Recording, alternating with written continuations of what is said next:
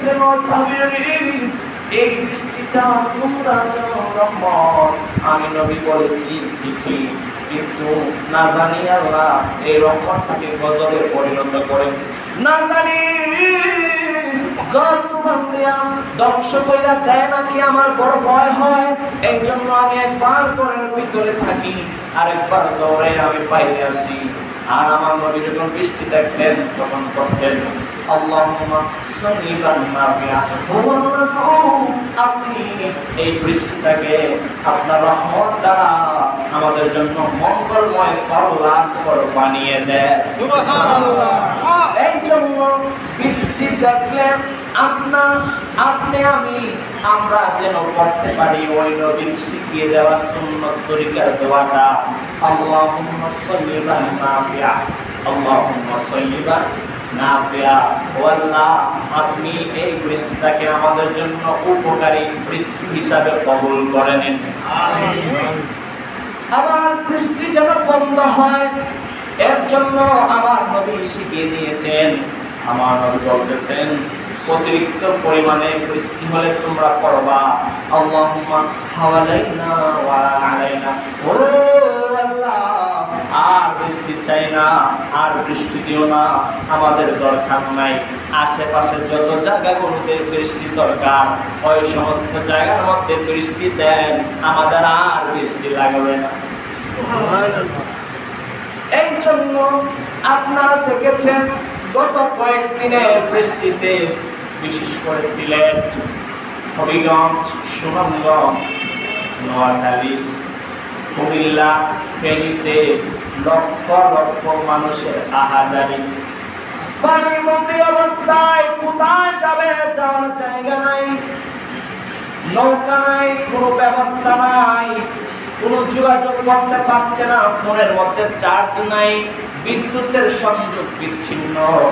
অনেক মা এবারে চিৎকার করে কাঁদতেছে, গ্যাস আমি বাঁচবো কিনা জানি না, আমার একটা ছোট্ট দুধের শিশু আছে, ওই শিশুটাকে নিয়ে যাও, ওই শিশুটার কান্না আমার সহ্য হয় না, মা কাঁদতেছে, আমার ছেলেটা 3 দিন ধরে আজ কিছু খাইতে পারছে না, বিশুদ্ধ পানি নাই, বিশুদ্ধ খাবার নাই, কোনো কিচ্ছু নাই, সব কিছু শেষ হয়ে গেছে যা ছিল।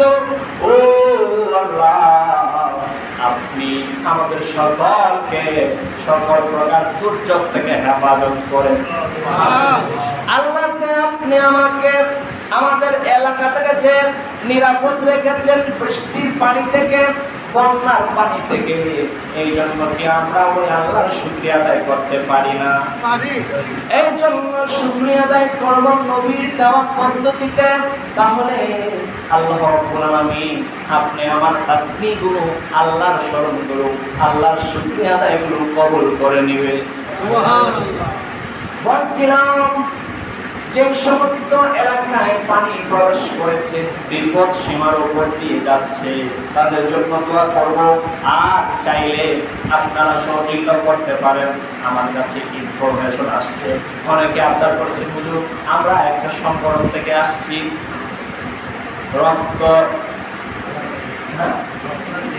রক্তদান টিম, রক্তদান তুচ্ছ নয়, রক্তদান, মানুষের রক্তদান এটা কিন্তু সাধারণ কিছু না, অনেক কিছু। রক্তদান করা এটা বড় মনের ব্যাপার, বড় সাহসিকতার ব্যাপার।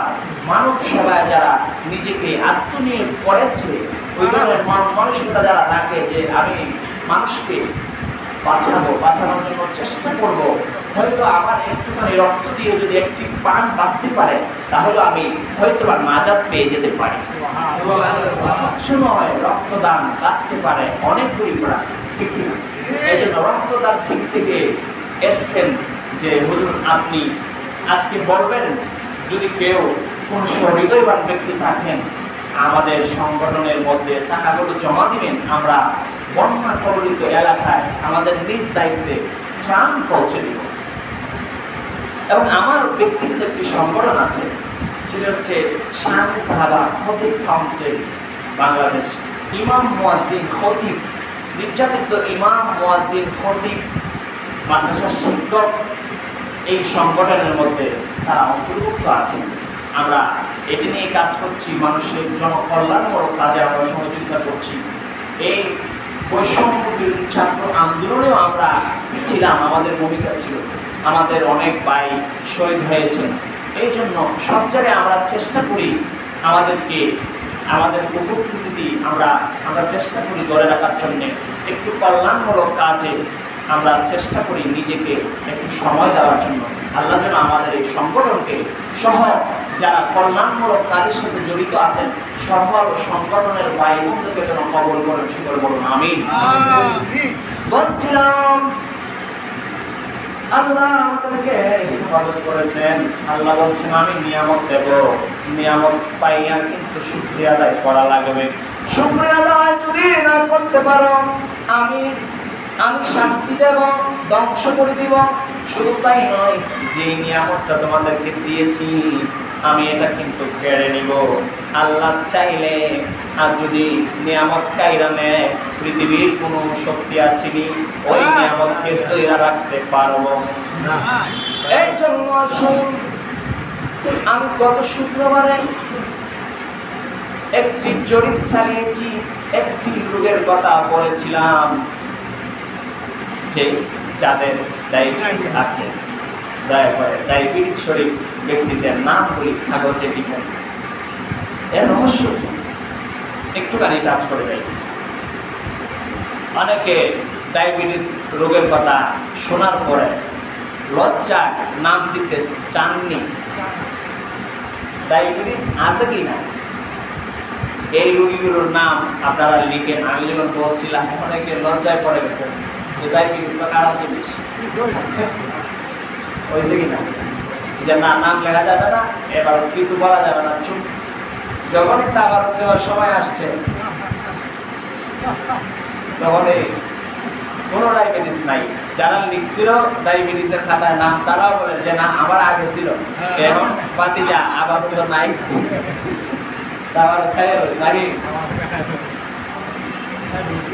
আবার এমনও হয়েছে যে এক ভাই বলছেন যে হুজুর যেহেতু বলছে যে ডায়াবেটিস নিশ্চয়ই সরকারের পক্ষ থেকে আসছে, কোনো কিছু হয়তো দিবে, কোনো কিছু হয়তো দিবে, কোনো ওষুধ দিবে অথবা কোনো কিছু দিবে, একটা কিছু দিবে। উপস্থিতিতে তারা নাম ওঠান নাই, পরবর্তীতে যায় দশে হুজুর আসলে জীবনী দিতে হতে পারে নাম যেহেতু নিতে আছে দিতে হতে পারে, বলা যায় না। আমি আমার আমার নামটা উঠান, আমি বললাম তো জায়গা তো নাই। একটা টার্গেট ছিল যে 20-25 জনের নাম, কারণ 20-25 দিতে ভালো হয়ে গেছে। আপনার নাম তো নেওয়া দেবো না, অসুবিধা নাই, আগেটা ঢুকাই দেব। ওই যে একটা শুনছে সুবিধা পাওয়া যাইব, একটা কিছু পাওয়া যাইব।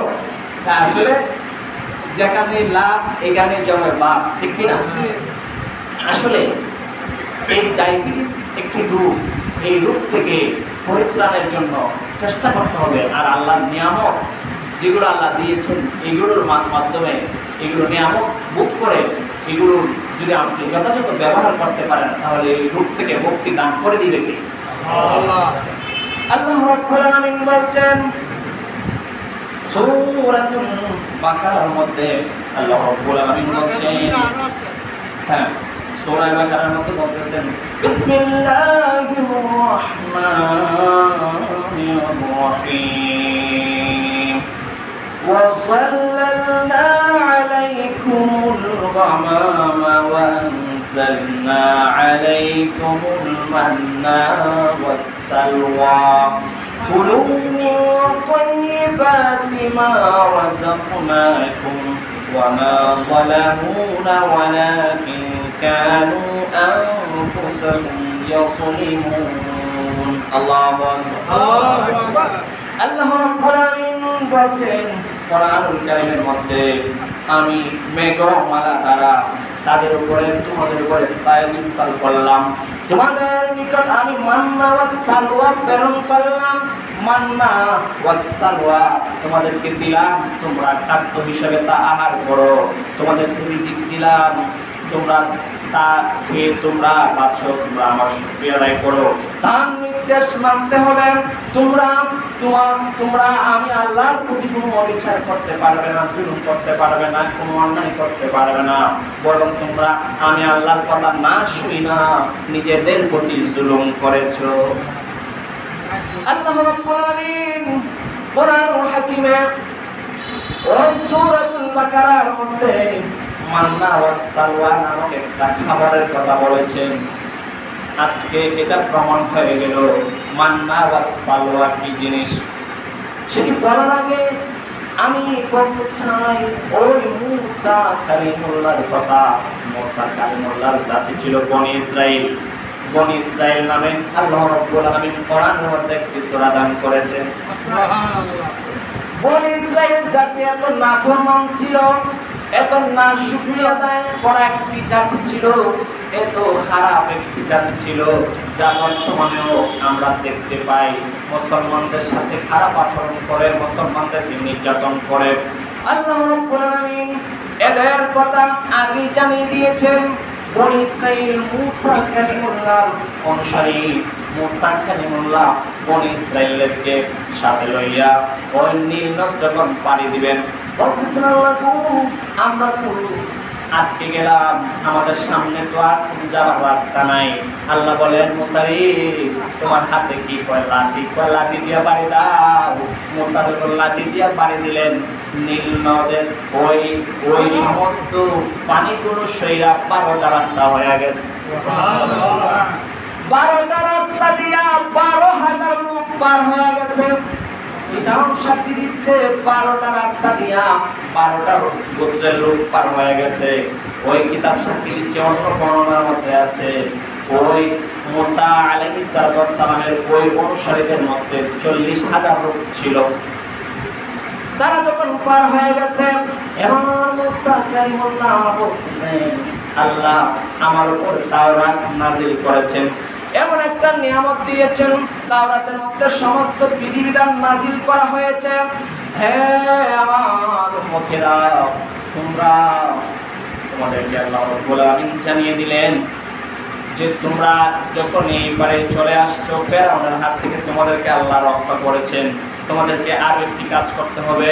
এবার তার অনুসারীরা বলতেছে ও কি করতে হবে? মুসা কালিমুল্লাহ বলতেছেন সামনে একটি শহর আছে, সামনে একটি জায়গা আছে, এই জায়গাটা আমাদের বাপ দাদার, এই জায়গার মধ্যে আমাদের পূর্বপুরুষরা ছিল, ইয়াকুব আলাইহিস সালাম ছিলেন। আমাদের বংশকে এই জায়গাটুকু উদ্ধার করতে হবে ওই খারাপ লোকদের থেকে, নষ্ট মানুষদের থেকে এই জায়গাটাকে উদ্ধার করতে হবে। তারা আমাদের জায়গা অন্যায়ভাবে দখল করে রাখছে, এই জন্য আমাদেরকে আল্লাহর পক্ষ হয়ে জিহাদ করতে হবে। ওই জেরুজালেমের কথা বলছিলাম, প্যালেস্টাইনের কথা বলছিলাম। এরপরে ওই মুসা কালিমুল্লাহর উম্মতরা বলতেছে ওইখানের মধ্যে এমন একটা জাতি বাস করে, মালেকা, আবু মালেকা নামক একটি জাতি বসবাস করে। তারা অত্যন্ত ভয়ঙ্কর, শক্তিশালী। মুসা নবীকে বলতেছে আপনি যান, আমরা যাইতে পারবো না। নাউযুবিল্লাহ বলেন। মুসা নবী বলতেছেন আল্লাহ বলছে আমাদেরকে জিহাদ করতে হবে, সামনে একটি জায়গা আছে বাগদাদা, আমাদের পবিত্র জায়গা মসজিদুল আকসা, এটা উদ্ধার করতে হবে। তোমরা বলছো তোমরা যেতে পারবা না। মাত্র 2 জন লোক ব্যতীত সবাই নাকচ করলো, সবাই যেতে অস্বীকার করলো যে আমরা যেতে পারবো না। এখানের মধ্যে আবু মালেকা নামক একটি জাতি আছে, তারা অত্যন্ত ক্ষমতাধর, তারা এখানের মধ্যে বাস করে। এই শহরের মধ্যে তারা যতক্ষণ আছে আমরা যেতে পারবো না, যেতে গেলে আমাদেরকে মেরে ফেলবে, বিপদ হবে। আল্লাহ বলছেন যাওয়ার জন্য, অথচ তারা অস্বীকার করলো। এবার মুসা কালিমুল্লাহ রাগান্বিত হয়ে গেলেন। এবার মুসা কালিমুল্লাহ বলতেছেন আপনি বলছেন যাওয়ার জন্য, আমি তো জানি আপনি সাহায্য করবেন, আমরা শুধু ওসিলা করবো, কিন্তু আমার উম্মতের মধ্যে আপনার যাইতে চায় না। আপনি তাদেরকে একটা উপত্যকার মধ্যে, যে উপত্যকার মধ্যে তারা উপস্থিত হয়েছে, এই উপত্যকার মধ্যে তাদেরকে বন্দী করে রাখেন। এবার আল্লাহ রাব্বুল আলামিন বলতেছেন, ও মুসা যাও, তোমার কথা আমি কবুল করলাম, তুমি তো আমার বন্ধু, তুমি তো কালিমুল্লাহ। আওয়াজ দিয়ে বলুন না সুবহানাল্লাহ। সুবহানাল্লাহ। নবী প্রেমিকেরা ইশারা মরণের ভয় করে না, প্রেম তো মরে না। প্রেম করেছেন মুসা নবী তোর পাহাড়ে গেছেন চলি গো, পুরার নূরে আমার জলে তব মুসা চলে না, প্রেম তো মরে না। মুসা কয় আমাদের জীবনের মালিক, আমাদের রিজিকের মালিক হচ্ছেন কে? আল্লাহ। মুসা কয় আল্লাহ আমাদেরকে সাহায্য করব, আর তোরা ভয় পাইতাছস, তোরা আমাকে নবী বলে একবার মানুষ আর একবার কথা যখন আমি বলি তখন অস্বীকার করস, তোরা কিন্তু লোক ভালো না। এই জন্য মুসা দোয়া করলেন আল্লাহ এরা যেন এই উপত্যকা থেকে বের হইতে না পারে। এবার আল্লাহ বললেন এরা 40 বছর পর্যন্ত এই উপত্যকায় বন্দী থাকবে, ঘোরাঘুরি করবে, পার হইতে পারবে না, পার হইতে পারবে না। বর্বরের মতো শুধু ঘুরবে ঘুরবে। এমন একটি উপত্যকা আছে এখানের মধ্যে উত্তপ্ত মরুভূমি, শুধু বালু আর বালু, কোনো বৃক্ষ নাই, কোনো লতা পাতা নাই, কোনো গাছগাছালি নাই, কোনো পানি নাই, কোনো খানি নাই। এবার এভাবে যখন কয়েকদিন চলতে লাগলো, মুসা কালিমুল্লাহ দেখতেছেন তার অনুসারীরা না খাইতে খাইতে কঙ্কাল হয়ে গেছে, না খাইতে খাইতে অনাহারে অনেক মানুষ মারা যাচ্ছে। এবার মুসা কালিমুল্লাহ বলতেছেন, ও আল্লাহ গো, তারা যতই নাফরমান হোক না কেন আপনার বান্দা একবার আমার প্রতি মানে এনেছে, আমার অনুসারী। ও আল্লাহ আপনি এবারের মতো তাদেরকে ক্ষমা কইরা দেন। সুবহানাল্লাহ। ও আল্লাহ আপনি তাদেরকে মাফ করে দেন। আল্লাহ বলেন মাফ করবো ঠিকই, কিন্তু 40 বছর যে বলছি এটা কিন্তু লড়বে না, এটা ঠিকই কিন্তু থাকবে, তাদেরকে আমি রিজিকের ব্যবস্থা করছি। ও মুসা তোমার হাতে কি? ওই আল্লাহ লাঠি দিয়া পানি দাও পাথরের মধ্যে। মুসা যখন পাথরের মধ্যে পানি দিছে, পাথর দিকে সুমিষ্ট ঝর্ণা দ্বারা আল্লাহ প্রবাহিত কইরা দিছে। এবার সুমিষ্ট ঝর্ণা দ্বারা ওই প্রবাহিত যখন হয় তখন তার অনুসারীরা ঝর্ণা দ্বারা থেকে পানি সংগ্রহ করে পানি পেয়ে বাঁচতেছে। আবার বলতেছে আল্লাহ শুধু পানি খাইলে তো হবে না, আরো কিছু করেন। আল্লাহ রাব্বুল আলামিন তাদেরকে আসমান থেকে জান্নাত থেকে 2টি খাবারের ব্যবস্থা করে দিয়েছেন। একটি খাবার হচ্ছে মান্না, আর একটি খাবার হচ্ছে সালওয়া। আওয়াজ দিয়ে বলুন সুবহানাল্লাহ। আল্লাহ বলতেছেন মুসাই ও মুসাই তোমার জাতির জানায়া দাও তারা যেন প্রতিদিন ভোরবেলা সুবহ সাদিক হইতে সূর্যোদয়ের আগ মুহূর্তে তারা যেন মান্না সংগ্রহ করে। মান্না হচ্ছে একটি তুষারপাতের মতো উপর থেকে বর্ষণ হয়, উপর থেকে নাজিল হয়। এটা কুয়াশার মতো, এটি বরফের মতো, এটা নাজিল হয় করতে করতে এক জায়গার মধ্যে জমা হয়। এক জায়গার মধ্যে জমা হওয়ার পরে এটা সাদা রং ধারণ করে, সাদা রং ধারণ করে। এটা খাইতে অনেক মিষ্টি লাগে। এটা দুধের চেয়ে সাদা, মধুর চেয়ে মিষ্টি। অনেকে বলেছেন এটা এক ধরনের রোটি, অনেকে বলেছেন না এটা এক ধরনের ফল, অনেকে বলেছেন না এটা অন্য কিছু। মূলত আমার নবী বলছেন এই মান্না ওয়াস সালওয়ার ব্যাখ্যা করেছেন যে ব্যাঙের ছাতার মতো যে তোমরা দেখতে পাও, এইটা কিন্তু ব্যাঙের ছাতার মতো না। এটা ব্যাঙের ছাতা আমরা বলে চিনি, কিন্তু এটা ব্যাঙের ছাতা না। এই মাশরুম এটাকে আল্লাহ নবী বলে দিয়েছেন এটা ব্যাঙের ছাতার মতো। এটা হচ্ছে আল্লাহর পক্ষ থেকে একটা নিয়ামত, যার নাম হচ্ছে মাশরুম। সুবহানাল্লাহ। ব্যাঙের ছাতার মতো আমরা যেটা চিনি, এটার মধ্যে মূলত ব্যাঙ জীবনও থাকে না। জীবনও দেখছেন ব্যাঙ এটার মধ্যে বসে রয়েছে, এটা আমরা একটা চিনি, একটা কুসংস্কার বলছে। কিন্তু এটা দেখা যায় গাছ বসের মধ্যে একটি নোংরা জায়গায় অনেক সময় দেখি একটি ছাতা আছে দাঁড়িয়ে, ফুটে গেছে, মাটি ভেদ করে, চোখের নিচে হালকা স্যাঁতস্যাঁতে বা ওখান থেকে কাঁচা মাটি যদি হয় একটা গাছ উঠে দেখা যায় যে একটি গোল ছাতার মতো বের হয়ে গেছে, ঠিক কিনা? এই ছাতার মতো একটি ফল, একটি খাদ্য আল্লাহ জান্নাত থেকে নাজিল করেছেন শুধুমাত্র বনি ইসরাঈলদের জন্য। এই মাশরুমটাকে চিনানোর জন্যই এত দূর আসছি। এই মাশরুম আমাদের বাংলাদেশে আলহামদুলিল্লাহ চাষ হচ্ছে। মাশরুমের সাথে ডায়াবেটিসের সম্পর্ক সেটা বলছি। আবার ওই মান্না সালওয়া নামক সালওয়া এক ধরনের পাখি যেটা কবুতরের চেয়ে একটু ছোট, ওই পাখির চেয়ে একটু বড়। যেই পাখিটা অনেকে বলেছেন হালকা লাল রঙের ছিল, যেই পাখিটা কোয়েল পাখির সাথে মিলে যায়, সুবহানাল্লাহ। কোয়েল পাখির মধ্যে বরকত দান করেছেন কে? আল্লাহ। এই জন্য মান্না ওয়া সালওয়া জান্নাতি খাবার, ওই দুইটা খাবার দিয়া বনি ইসরাঈলদেরকে আল্লাহ রাব্বুল আলামিন বাঁচিয়ে রেখেছেন 40 বছর। সুবহানাল্লাহ। আরো অনেক লম্বা ঘটনা আছে, সেদিকে যাচ্ছি না।